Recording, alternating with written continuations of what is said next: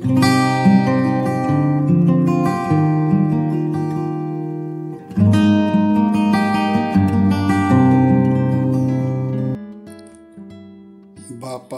Ibu, Saudara-saudari kelompok Dukin Altum yang Yesus kasihi.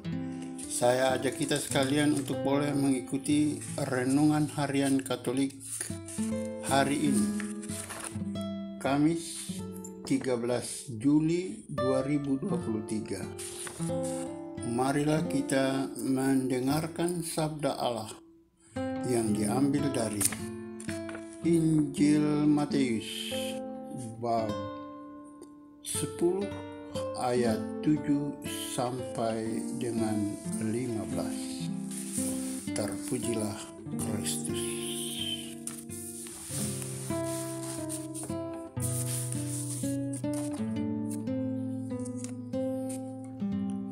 Pada waktu itu Yesus bersabda kepada ke-12 muridnya, "Pergilah dan wartakanlah, kerajaan Allah sudah dekat. Sembuhkanlah orang sakit, bangkitkanlah orang mati, tahirkanlah orang kusta, usirlah setan-setan. Kalian telah memperolehnya dengan cuma-cuma. Karena itu, berilah pula dengan cuma-cuma.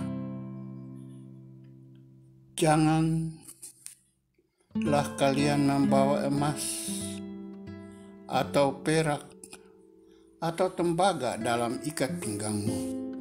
Janganlah kalian membawa bekal dalam perjalanan. Janganlah kalian membawa baju 2 helai, kasut atau tongkat, sebab seorang pekerja patut mendapat upahnya. Apabila kalian masuk kota atau desa, carilah di situ seorang yang layak dan tinggallah padanya sampai kalian berangkat.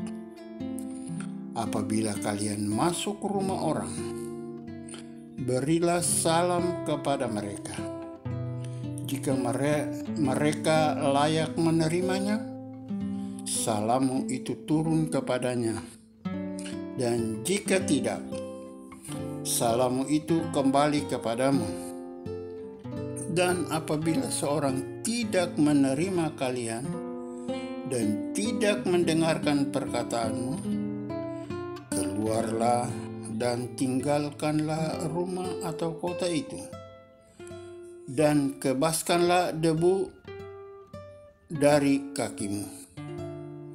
Aku berkata kepadamu, sungguh pada hari penghakiman, tanah Sodom dan Gomora akan lebih ringan tanggungannya daripada kota itu. Sampai sejauh ini kabar gembira dari dalam kitab suci pada kesempatan ini. Terpujilah Kristus. Bapak, Ibu, Saudara-saudari kelompok Dukin Altum yang Yesus kasih. Adapun judul dari renungan harian kita kali ini, manusia itu makhluk yang kaya arti.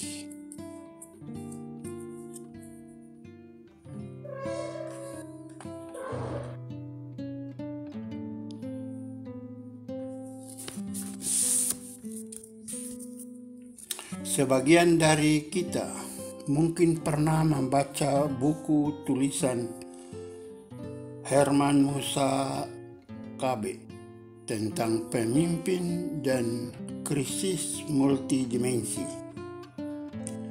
Bagi saya, buku ini menarik untuk dibaca.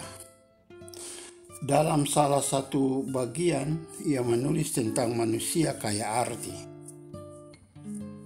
Dalam tulisannya itu ia mengatakan bahwa manusia kaya arti adalah orang yang selalu memberikan sumbangan berupa apa saja bagi lingkungannya, bahkan bila perlu seluruh hidupnya. Atau dengan kata lain, orang yang suka memberi tanpa pamrih kepada dunia sekitarnya.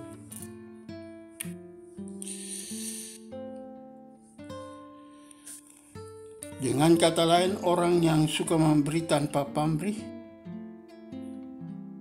Dan salah satu contoh tokoh yang bisa kita teladani adalah Mother Teresa dari Kalkuta.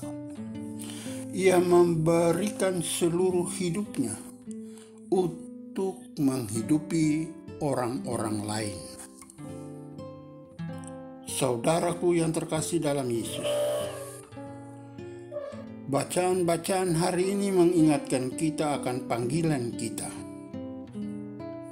Bacaan Injil mengajak kita untuk bercermin pada panggilan dan tugas perutusan Yesus kepada para rasul yang mewartakan kerajaan Allah.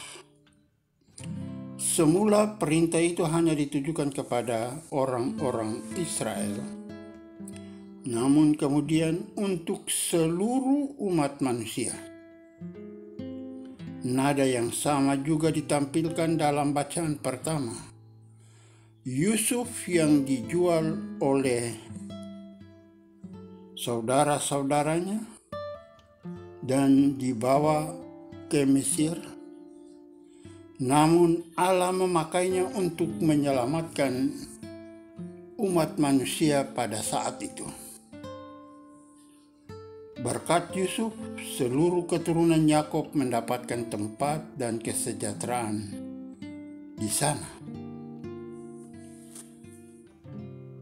Saudara-saudari yang terkasih dalam Yesus, kita semua adalah pribadi-pribadi yang dipanggil dan dipilih Allah untuk mewartakan kerajaan Allah kepada siapa saja, di mana saja kita berada.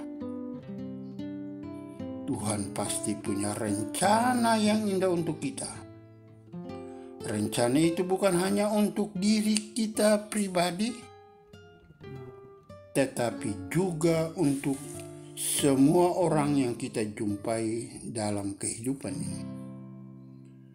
Karena Allah menghendaki tidak hanya diri kita diselamatkan, tetapi sesama kita pun butuh diselamatkan. Maka marilah kita membuat hidup kita bermakna bagi orang lain. Berikanlah kasih sayang bila keluarga kita membutuhkannya. Berilah kegembiraan dan harapan bila sesama kita mengharapkannya. Peganglah kejujuran jika orang lain menuntut hal itu. Bersikaplah adil, karena orang lain mempunyai hak mereka juga. Berikanlah senyuman dan sapaan pada kesempatan yang baik. Bapak, Ibu, Saudara, dan Saudari yang Yesus kasihi, sayang, terlalu banyak orang yang berpikir bahwa kemajuan dan milik seseorang adalah berkat keringat dan jasa mereka sendiri. Oleh karena itu, kalau mereka minta bantuan, mereka suka minta balasan. Hidup menjadi penuh perhitungan, untung atau rugi. Sabda Tuhan hari ini mengundang kita pertama-tama menyadari kasih setia Allah pada kita, kendati kita sering membangkang dan menempuh jalan sendiri. Namun Allah tidak berubah, tidak menghukum, dan tetap setia pada janjinya. Pesan lain adalah tolong bagilah pemberian atau rezeki yang kita terima sebagai rahmat Allah dengan orang lain. Kebahagiaan dan tujuan hidup kita justru terletak dalam kerelaan untuk bersyukur dan membagi-bagi berkat untuk orang lain. Mungkin kita mengikuti ungkapan ini. Tuhan mempunyai rencana yang indah untuk setiap kita. Temukanlah dalam keseharian hidup kita rencana Allah itu lewat usaha dan perjuangan hidup kita sehari-hari. Semoga terjadi demikian dalam hidup ini. Amin.